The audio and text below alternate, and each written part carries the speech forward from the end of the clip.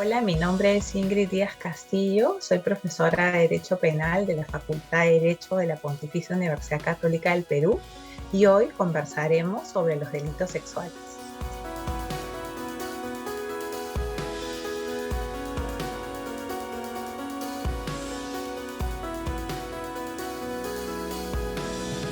Bueno, en nuestro ordenamiento jurídico, los delitos sexuales tienen una primera gran característica importante y es que un grupo de ellos protege la libertad sexual y otro grupo de ellos protege la indemnidad sexual. ¿Qué se entiende por libertad sexual? ¿Qué es lo que se protege respecto de personas que tienen más de 14 años? Pues lo que se protege es la capacidad de la persona de decidir cuándo, cómo, con quién, en qué contexto mantener relaciones sexuales, como también el hecho de tener la capacidad de negarse a mantener relaciones sexuales.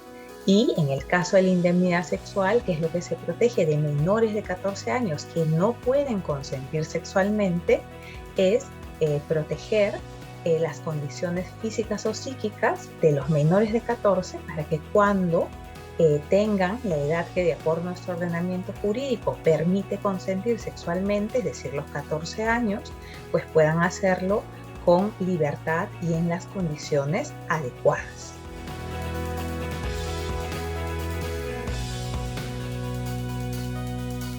Los delitos sexuales, decía en la pregunta anterior, tienen una primera característica, ¿no? Y es proteger la libertad y la indemnidad sexual. Pero una segunda característica de los delitos sexuales es que tienen un componente, si se quiere, moralizador, o lo han tenido a lo largo de nuestra historia muy fuerte, ¿ya? Y con esto empiezo para poder responder la pregunta que se me ha planteado. Si nosotros hacemos una revisión de los códigos penales que ha tenido el Perú, el de 1863, el de 1924, por ejemplo, veremos que no siempre se ha protegido la libertad y la indemnidad sexual, ¿no? De hecho, por ejemplo, hacia el inicio se protegía la honestidad de la mujer, ¿no? Porque solo además se consideraba víctimas de estos delitos a las mujeres y a los menores, ¿no? Y claro, cuando entonces una mujer, por ejemplo, no cumplía con las características atribuidas en su momento para ser considerada honesta, ¿no? ¿Qué cosa ocurría? Pues ocurría, ¿no es cierto?, que no tenía la misma capacidad que acceder a justicia que si, por ejemplo, una mujer de conducta, ¿no?, honesta. Si nosotros vemos el código de 1924, igual, ¿no? No se protegía tampoco la libertad sexual propiamente dicha, sino el honor sexual. Entonces una mujer, por ejemplo, para poder ser sujeto pasivo, víctima de este delito y poder acceder a justicia en igual, digamos, capacidad que otras personas, ¿no es cierto?, otras mujeres, debía tener una conducta irreprochable. ¿Qué cosa sucedía? Pues que si la mujer no tenía esa conducta irreprochable, o no podía acceder a justicia, o la sanción que, por ejemplo, se le ponía, ¿no es cierto?, al agresor era menor. Entonces, lo que ha ocurrido es que en nuestro país, a lo largo de los códigos penales, más que hablar, sobre todo inicialmente, de libertad sexual y de indemnidad sexual, sí, se ha, sobre todo en el tema de mujeres, que en su momento inicialmente solo eran víctimas de estos delitos, considerar que debían cumplir con cierto rol, con cierto estereotipo en el fondo, con cierta forma, ¿no?, de comportamiento para que se les pudiera proteger su honestidad en el Código de 1863 o su honor, ¿no?, sexual en el Código de 1924. Evidentemente, ustedes se darán cuenta que esta situación, ¿no es cierto?, generó discriminación, se colocaba en una situación de discriminación a las mujeres, no se les consideraba iguales. Y por esa razón el Código de 1991 hace el cambio, ¿no?, y le reconoce a las mujeres libertad sexual, que es lo que se protege para las mayores de 14 años, y en el caso de menores la indemnidad sexual tal cual yo lo definí. Pero además hay un cambio adicional en el Código de 1991 porque ya puede ser sujeto pasivo, si se quiere, víctima de estos delitos, no solamente las mujeres, ¿no?, sino también pueden serlo cualquier persona, ¿no? Por ejemplo, también ahí se puede incluir a los varones. Y esto último me gustaría explicarlo porque, claro, en los delitos sexuales hay quienes piensan, ¿no? O les genera la duda de cómo, por ejemplo, un varón puede ser sujeto pasivo, si se quiere, víctima de un delito. Y esto se resuelve muy fácilmente a partir de la descripción del delito de violación sexual. ¿Qué sanciona la violación sexual? Sanciona obligar ya a una persona sin su consentimiento a tener acceso carnal, ¿ya? ¿Y qué implica, no, el acceso carnal? El acceso carnal implica, como más o menos seguramente ustedes saben, el hecho de mantener, ¿no es cierto?, la relación sexual, si se quiere, clásica, ¿no? Pero el tipo penal también sanciona la realización de un acto análogo, ¿ya? Análogo al acceso carnal. ¿Y qué se entiende por ese acto análogo? No solo la introducción del miembro viril por la vía vaginal, ¿no? Sino también, por ejemplo, la introducción de objetos o partes del cuerpo por vía vaginal, por vía anal, ¿no es cierto? Y en el caso, por ejemplo, del miembro viril, ¿no? Por vía bucal, ¿no? Entonces, a partir, ¿no es cierto?, de esa definición que se tiene de violación sexual, también se entiende, ¿no es cierto?, que un varón puede ser víctima de la misma.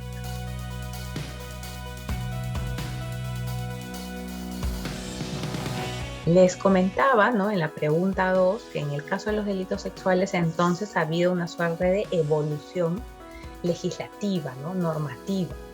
¿Por qué? Porque, como les decía, primero se ha reconocido que cualquier persona puede ser víctima de delitos sexuales, y en el caso específico de mujeres mayores de 14 años que pueden consentir sexualmente, se les ha reconocido que tienen, o lo que se les protege mejor es la libertad sexual, ¿no? Que es esa capacidad de decidir cómo, cuándo, con quién, en qué contexto mantener relaciones sexuales, y también esta capacidad de negarse, ¿no?, a tener relaciones sexuales. Y eso, claro, implica que, por ejemplo, si llegara, ¿cierto?, a los operadores de justicia una mujer denunciando una violación, no podría no permitírsele, ¿no es cierto?, acceder a justicia, o no podría recibir un trato revictimizante, por ejemplo, a través del incumplimiento de ciertos comportamientos que no implican que ella sea honesta o que tenga una conducta irreprochable, ¿no?, como nos requería el código anterior o los códigos anteriores. Por ejemplo, ¿no?, no se le podría decir que no puede ser víctima de ese delito, no se le puede creer lo que está señalando por el tipo de ropa que lleva, o porque sale en la noche, o porque les gustan las fiestas o la vida social, ¿no?, como alguien por ahí de manera muy lamentable señaló, o por ejemplo porque antes le coqueteaba al agresor, o coqueteaba también entre comillas, ¿no? No se puede,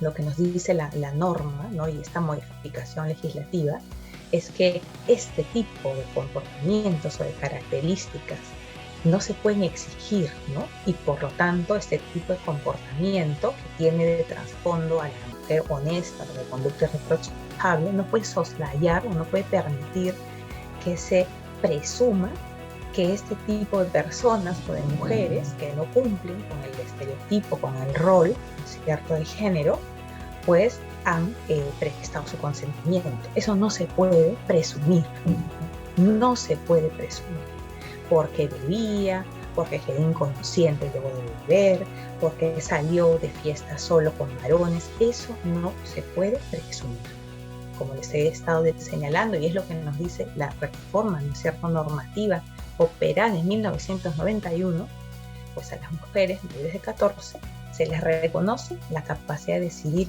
cómo, cuándo, con quién, en qué contexto tener relaciones sexuales, y también la capacidad de negarse a las mismas, ¿no? Pero bueno, la pregunta es si esta evolución legislativa tenía un correlato en la interpretación, ¿no es cierto?, de los operadores de justicia. Claro, uno ve las noticias y dice, probablemente no, ¿no? Hacemos memoria de algunos casos. El caso, por ejemplo, ocurrió hace años, no hace unos años, de una señorita que participó en el censo. Fue, por ejemplo, ella señaló que había sido violada Y tristemente, por ejemplo, medios de comunicación le preguntaron si ella se resistió, ¿no? Si ella gritó, o sea, en el fondo, si ella defendió su honor, ¿no? Cuando eso ya no se protege, sino la libertad sexual.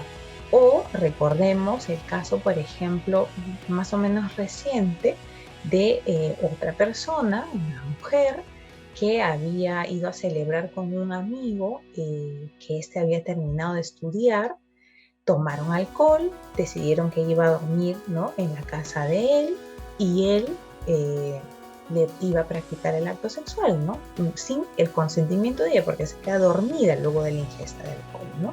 Y él le practica o le intenta, mejor, practicar el acto sexual, y unos magistrados de la Corte Superior de Justicia de Ica señalan que ella no es víctima de violación sexual, que no se puede creer, que no ha prestado su consentimiento, porque claro, según su pericia psicológica, pues era una persona tímida, pero el día de los hechos llevaba una truza roja con blondas, ¿no? Y eso era indicativo de que ella lo que quería era mantener relaciones sexuales, ¿no?, con la persona que había denunciado. En el fondo ahí está el estereotipo, ¿no? Como claro, no se trata de una mujer de conducta irreprochable, entre comillas, porque se ha ido a dormir a la casa de él, porque ha vivido con él, y para remate, ¿no?, se ha puesto, ese es un poco el razonamiento, una truza roja con blondas, con encaje, bueno, entonces ¿cómo va a ser que no consintió, ¿no? Ya, ese tipo de interpretaciones, la reforma normativa que ha tenido o que han tenido los delitos sexuales, y que se nota claramente desde el 91, ya, no se puede permitir, ¿ya? Y además no se puede permitir porque la Corte Suprema, y ahí viene un tema súper importante, ha emitido por lo menos, voy a trabajar ahora, 2 acuerdos plenarios fundamentales para entender e interpretar los delitos sexuales. El primer acuerdo plenario fundamental es el acuerdo plenario 1-2011/CJ-116. Este acuerdo plenario trabaja la prueba en los delitos sexuales y responde una serie de preguntas que seguramente ustedes se han hecho, ¿no?, o dudas que ustedes han tenido sobre los delitos sexuales. La primera cosa que responde este acuerdo plenario es la pregunta de muchas personas, ¿no?, ¿cómo se prueba el delito sexual? Porque claro, los delitos sexuales suelen tener una característica, ¿no?, que son clandestinos, no suelen realizarse en lugares públicos. La pregunta es cómo se prueba. Claro, y hay gente que dice, a ver, es la palabra de uno con la palabra del otro. Así que eso es muy difícil de probar, no se puede probar, ¿no? Un nubio torreo, acá no se sanciona a nadie. Eso no es así. El acuerdo plenario, que por definición además es el consenso logrado entre todos los magistrados de las salas penales de la Corte Suprema de Justicia, que además son vinculantes para todo el sistema de justicia, han señalado, como lo ha hecho también la Corte Interamericana de Derechos Humanos y todos los países, diría yo, al día de hoy ya casi de todo el mundo, por ahí, salvo algunas excepciones, es entender que por esta característica de clandestinidad de los delitos sexuales, la declaración de la víctima cobra una importancia fundamental, ¿no? Y por eso, para acreditar estos delitos, se parte de la declaración de la víctima. ¿Eso significa que con su mera declaración se condena a la otra persona? No. Evidentemente, tiene que acreditarse ciertos elementos, ¿no? Por ejemplo, que la denuncia no responda a móviles espurios como la venganza. Por ejemplo, tiene que acreditarse de manera razonable el hecho señalado por la denunciante a partir de elementos coetáneos, ¿no?, que permitan determinar su verosimilitud. Y finalmente, ¿no?, y eso vamos a conversar ahora sobre ese punto un poquito más, la imputación tiene que ser más o menos uniforme, ¿no? Entonces, no es cierto que acreditar estos delitos es la palabra de uno contra el otro. Eso es falso. Se parte de la declaración de la víctima.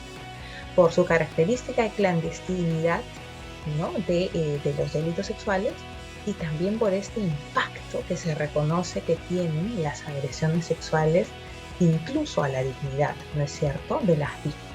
Entonces, ese es un primer gran punto que establece como criterio vinculante para todo el sistema de justicia el Acuerdo Plenario 1-2011. Segundo tema importante que señala este acuerdo. Les había dicho yo que la declaración de la víctima, bueno, tenía que ver o tendría que acreditarse, ¿no?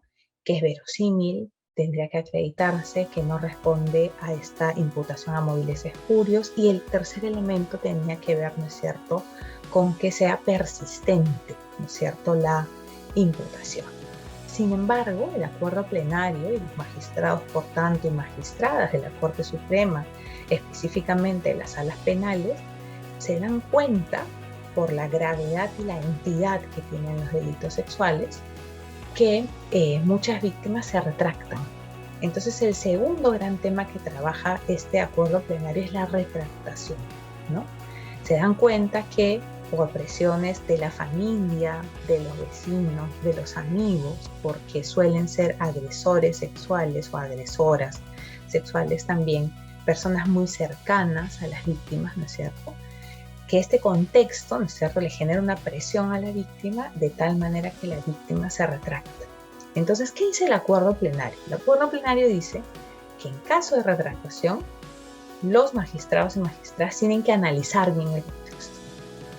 Si la primera declaración, ¿no es cierto?, donde la víctima imputaba el delito, era coherente, estaba coetáneamente acreditada con ciertos hechos, etc., y más bien, ¿no?, hay como un elemento que permite determinar que la víctima ha sido sometida a presión, pues el operador de justicia no descarta, ¿no?, la denuncia. Al contrario, se queda con la primera declaración en la que se imputaban, ¿no es cierto?, los hechos al procesado. Entonces, en esa medida, es un segundo tema que también resuelve este acuerdo plenario. No es cierto que si una víctima se retracta y dice, por ejemplo, primero que sí se le practicó el acto sin su consentimiento y luego dice, no, en realidad lo hice por venganza y no fue así, eso no implica que el operador de justicia automáticamente archive el caso. Eso no es así. Tiene que analizar el contexto y, acreditado lo que les he señalado, puede válidamente continuar, ¿no es cierto?, el proceso. Segundo tema importante de ese acuerdo plenario. Tercer tema importante del acuerdo plenario. Antes también se pensaba, y esto tenía que ver con la idea del honor, que era lo que se protegía, el honor de la víctima. Antes se pensaba que para que hubiera un delito sexual, ¿no?, necesariamente la víctima tenía que haberse resistido, ¿no? Entonces, claro, y eso tiene que ver, por ejemplo, con el caso lamentable de esta señorita que participó en el censo, ¿no? Lo primero que le preguntan fue, ¿usted gritó? O sea, ¿usted se resistió? En el fondo, ¿usted peleó por su honor? No, vamos a ver. Eso era innecesario.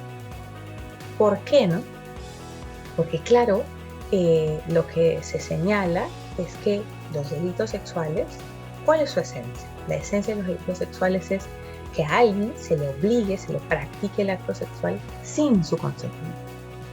Eso implica que necesariamente se tenga que utilizar violencia sobre la víctima para que el delito se pueda materializar. No, también se le puede amenazar. Y producto de esa amenaza, la víctima pues no es que consiente el acto sexual, ¿no?, sino que se da cuenta que no tiene más salida que someterse a ese acto que ella o con el que ella no está de acuerdo, ¿no? Entonces, por esa razón, ¿no es cierto?, porque se puede usar la amenaza y porque se puede usar una serie de contextos también coercitivos, ¿no?, o en el que simplemente no presta su consentimiento, no es cierto pues que en todos esos contextos sea necesaria, ¿no es cierto?, la resistencia o que preste resistencia. Por lo demás, no es necesario porque no se protege su honor, ¿no?, sino se protege su libertad sexual, ¿no? Entonces, tercer también punto importante. Cuarto punto importante de este acuerdo plenario.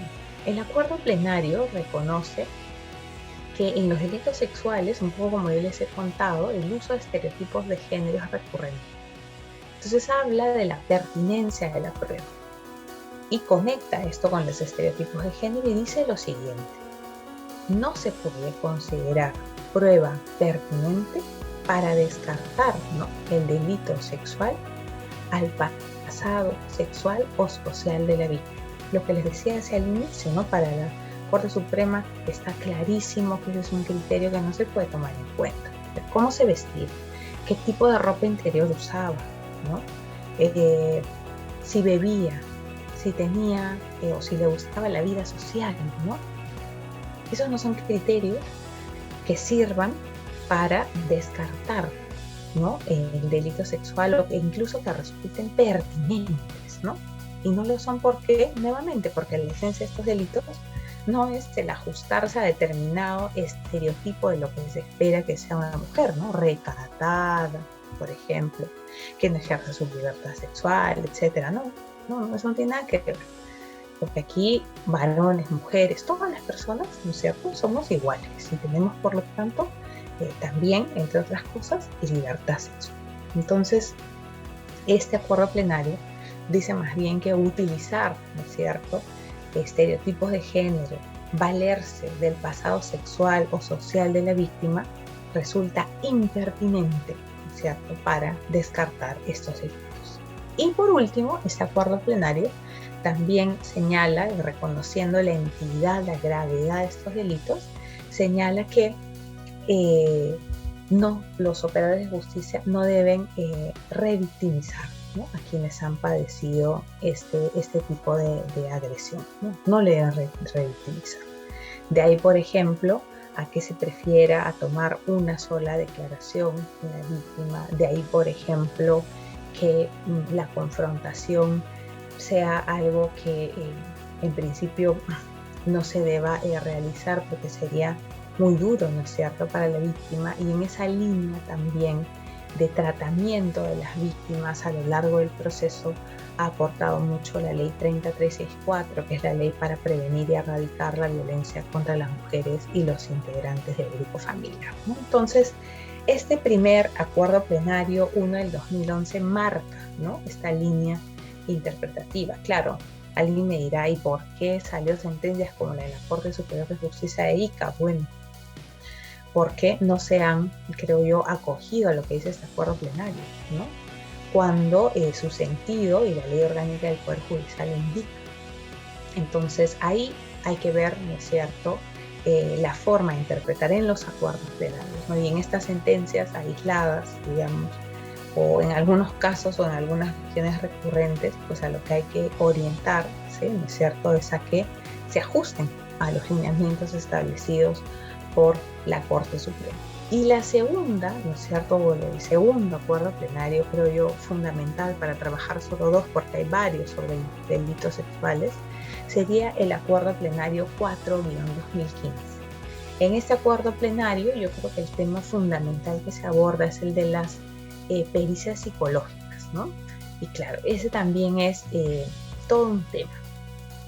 ¿Por qué es todo un tema? Porque claro, ¿cómo acreditamos, ¿no es cierto?, la verosimilitud de la declaración de la víctima, ¿no? Y se tomaba siempre, y hasta ahora, ¿no?, mucho en cuenta la pericia psicológica. Entonces, a veces, ¿no?, lo que ocurría era que se tomaba literal lo que decía la pericia psicológica, cuando, y eso nos lo dice el acuerdo plenario 4-2015, la pericia psicológica no puede decir ni se le puede pedir que lo haga la determinación de si las declaraciones de la víctima procesado se ajustan o no a la realidad, ¿no? Porque esa es una tarea más bien del órgano jurisdiccional que tiene que determinar no solo a partir de la pericia psicológica, ¿no?, sino de diversos elementos que en el proceso vayan, ¿cierto?, a producirse. Y este acuerdo plenario también es importante porque, claro, dice que el informe psicológico sirve, ¿no?, como apoyo periférico, ¿no?, pero no sustituye la valoración judicial. Es decir, el juez tiene que valorar esa pericia en concordancia con los otros, ¿no es cierto?, hechos que existen en el caso, ¿no? Entonces, creo que estos dos acuerdos plenarios, si se quiere, responden a varias preguntas y dudas que tenemos, que son acuerdos plenarios ya uno del 2011 y otro del 2015, ¿no?, creo que son acuerdos plenarios que se tienen que conocer, que son muy importantes, que nos quitan un poco también de la cabeza lo que yo a veces denomino estas leyendas o creencias penales, ¿no? Y por lo tanto, creo que con estos dos acuerdos plenarios, la Corte Suprema por lo menos ha querido adecuarse, ¿no?, a esa evolución que en el ámbito legislativo ha existido. Ahora bien, ustedes me dirán, ¿y por qué, no? Nuevamente, ¿por qué hay otras sentencias que no aplican estos acuerdos plenarios? Bueno, como les decía hace poquito, el tema es buscar que se adecue. Y lo segundo es hacer comprender, ¿no?, a los operadores y operadoras de justicia que el enfoque de género para estos delitos sirven mucho, ¿no? ¿Por qué? Porque permiten que nos demos cuenta que los estereotipos de género son estas atribuciones sociales a lo femenino y a lo masculino, ¿no? Que lo que han creado es un sistema de género, ¿no?, donde lo femenino está subordinado a lo masculino. Y que en tanto son atribuciones sociales y no son una cuestión natural, es algo que podemos cambiar, sobre todo si nos damos cuenta que afectan derechos, que crean situaciones de discriminación estructural, ¿no? Por lo tanto, esos estereotipos de género naturalizados en muchas personas, incluidos algunos, ¿no?, operadores y operadoras de justicia, tiene que quedar claro que no pueden ser criterios objetivos, ¿no es cierto?, para desacreditar los delitos sexuales. ¿Por qué? Porque son meras atribuciones sociales, cuestionadas, ¿no?, consideradas inconstitucionales, si se quiere, porque claro, vulneran una serie de derechos y generan una situación de discriminación en la que lo femenino está subordinado a lo masculino. Entonces, como balance general de cómo ha tratado la jurisprudencia, que es una pregunta muy grande y muy compleja, los delitos sexuales, creo que por lo menos a nivel de Corte Suprema, con estos dos acuerdos plenarios que les he mencionado, sin duda hay un cambio, ¿no? Hay un cambio, pero se tiene que trabajar porque todos los niveles, ¿no es cierto?, de los órganos o del órgano judicial se adecuen, ¿no?, a este sentido que está detrás de estos delitos y se entienda que lo relevante para su configuración es la ausencia de consentimiento, en el caso de mayores de 14 años, al acto sexual, y en el caso de menores de 14, pues debe quedar claro que el consentimiento es inválido, ¿no?, porque los menores de 14 años en nuestro país no pueden consentir sexualmente.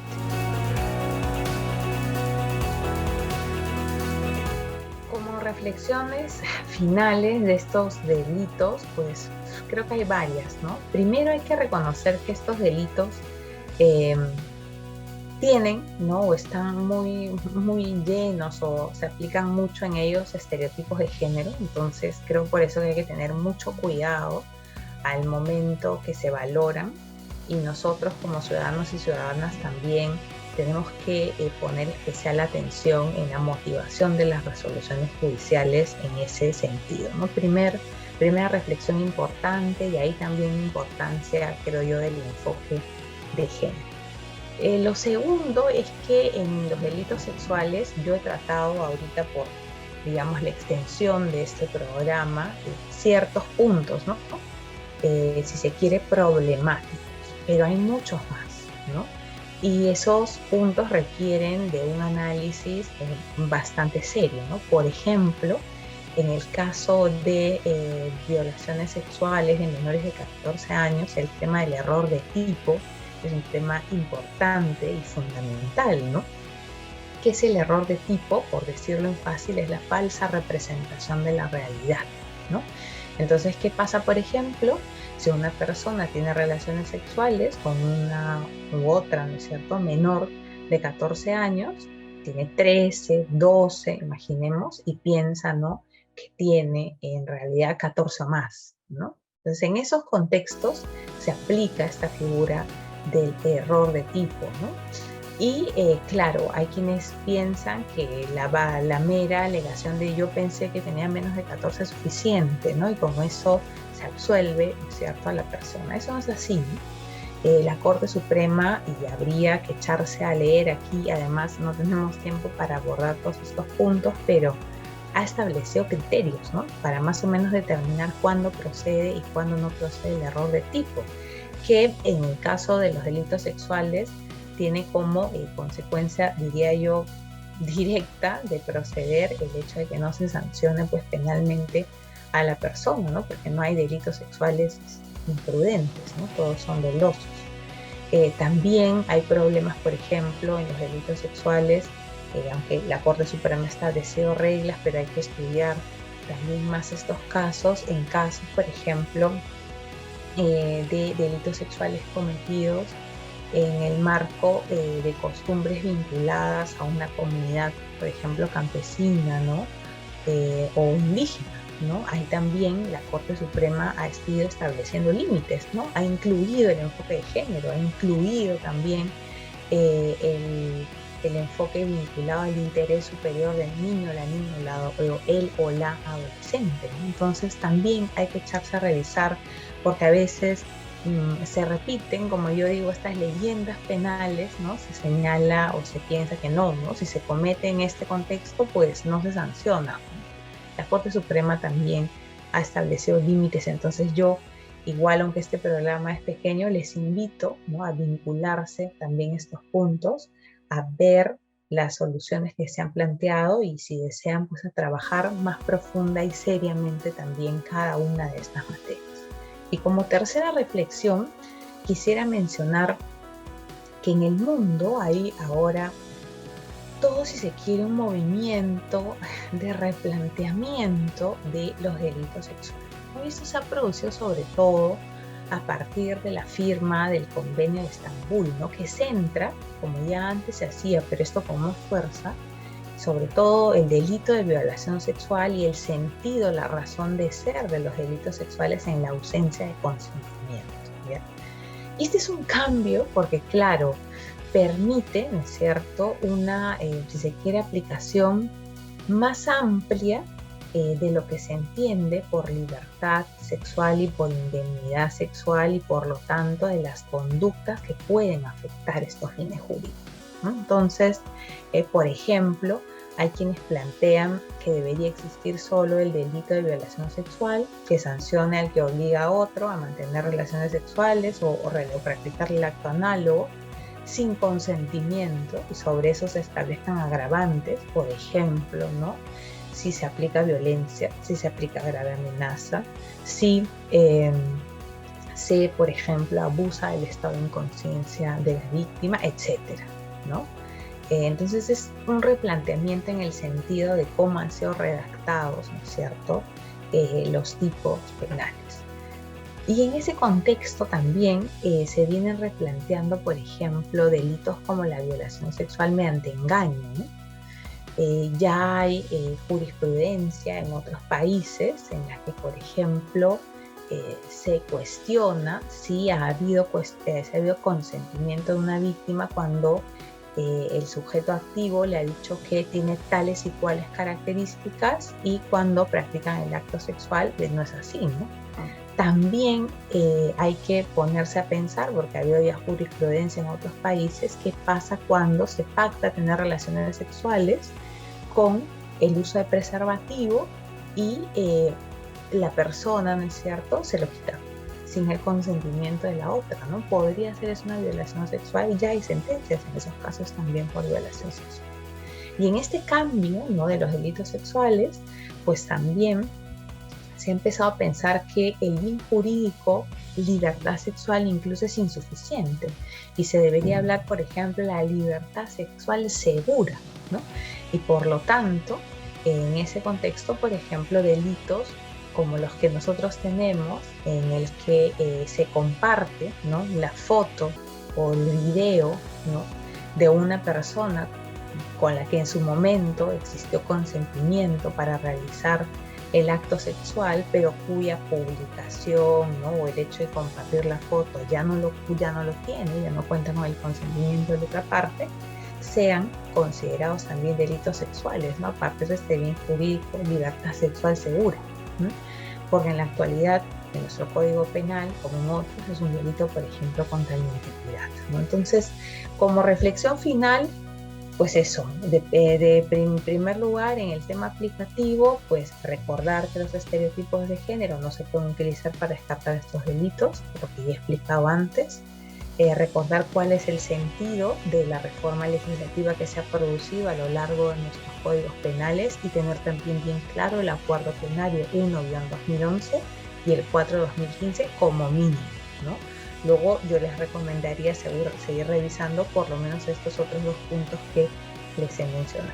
Y en el caso de los cambios, pues darse cuenta que hay todo un replanteamiento de estos tipos penales y que el impacto, sobre todo el convenio de Estambul que tenía en los países europeos, sin duda va a también replicarse en los países latinoamericanos, así que hay que estar atentos, hay que seguir leyendo, revisando y repensando, ¿no? Repensando sobre todo en estos delitos que sí, son feos, ¿no? Y son muy graves y por eso requieren, ¿no?, de un trabajo serio, ¿cierto?, para su abordaje. Muchas gracias por habernos acompañado en esta nueva sesión de Derecho al Punto. Espero que esta pequeña intervención haya servido para informarles y generar conciencia sobre los delitos sexuales y también, por supuesto, para generar un debate sobre los mismos.